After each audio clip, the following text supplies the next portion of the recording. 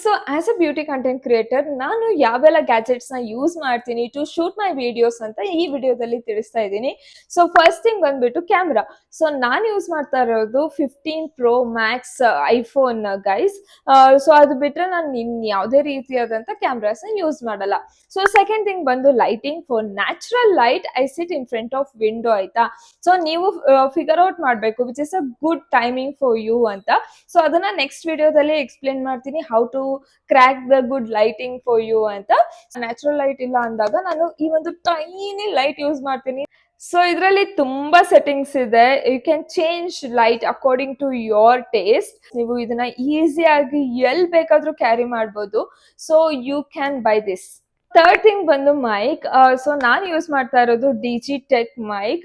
ಇದರಲ್ಲಿ 2 ಮೈಕ್ಸ್ ಬರುತ್ತೆ. If U C, ನಾನು ಇವಾಗ ಮೈಕ್ ಹಾಕೊಂಡು ಮಾತಾಡ್ತಾ ಇದ್ದೀನಿ. ವಿತೌಟ್ ಮೈಕ್ ಹೇಗೆ ಆಡಿಯೋ ಕೇಳುತ್ತೆ ಅಂತ ನಿಮಗೆ ತೋರಿಸ್ಬಿಡ್ತೀನಿ.